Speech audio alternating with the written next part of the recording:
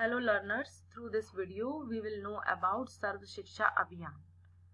First we will know about one article of Indian Constitution, that is article number 21A. In this it is mentioned that the state shall endeavour to provide within 10 years from the commencement of this constitution free and compulsory education for all children until they complete the age of 14 years.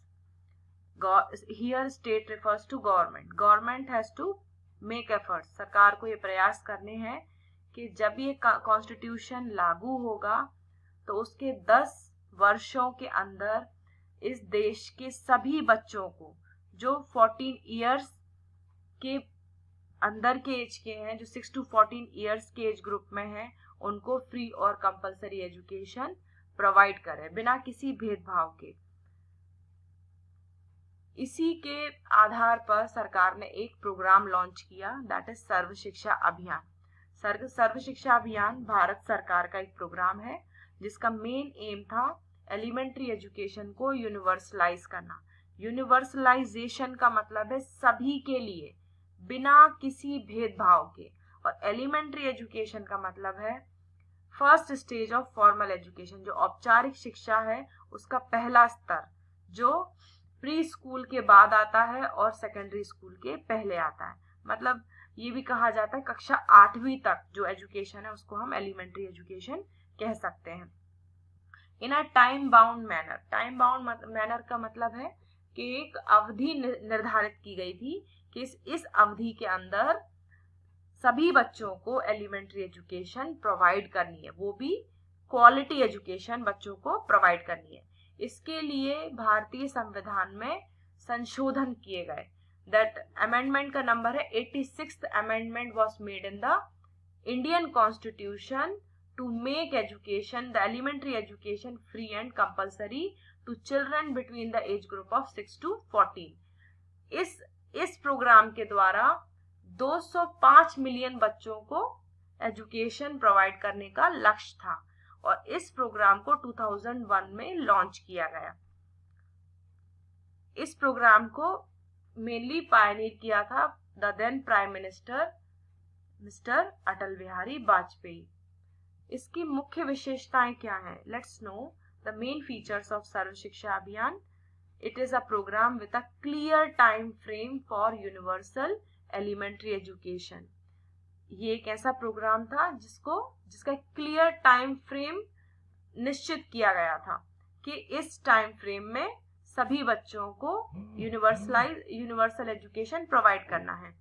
और ये एक तरह से जो देश से जो demand उठ रही थी क्वालिटी एजुकेशन की, उसको सरकार ने पूरा करने की कोशिश की। It was the response of government to the demand for quality education all over the country.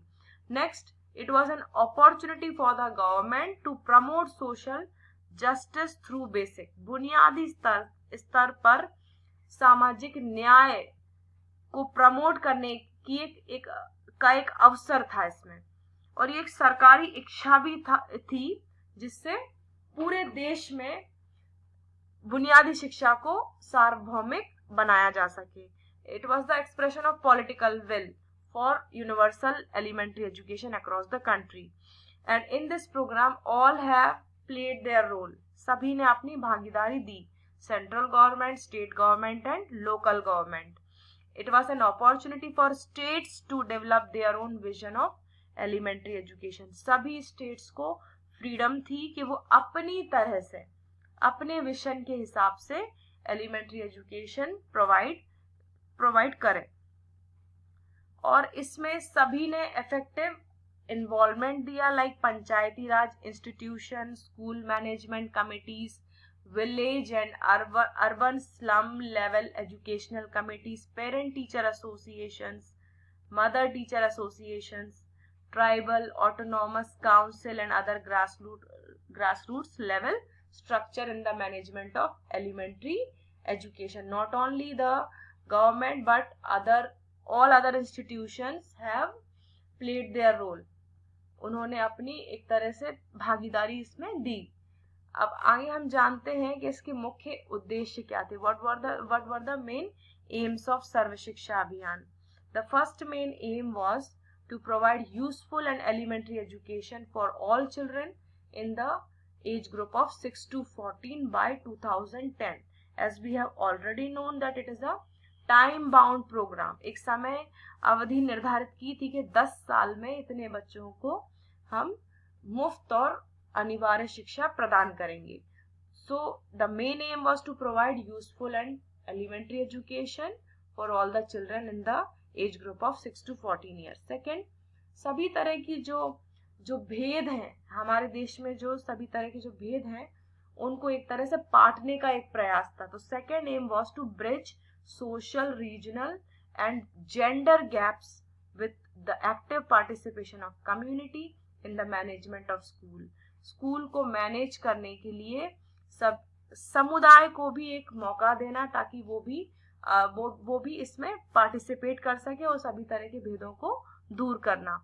Next है सभी बच्चों को स्पिरिचुअली और मेंटली डेवलप करना और सभी को एक तरह से मौका देना ताकि वो अपने लोकल एनवायरनमेंट और नेचुरल एनवायरनमेंट में वो सीख सकें.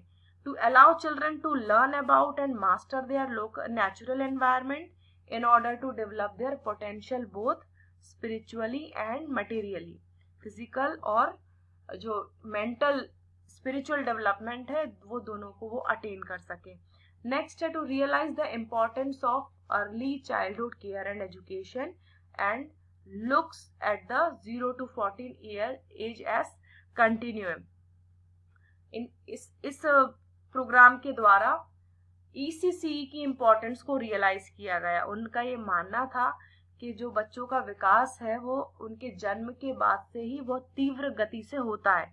तो उन्होंने जो 0 to 6 years के बच्चे हैं उन पर भी विशेष ध्यान दिया.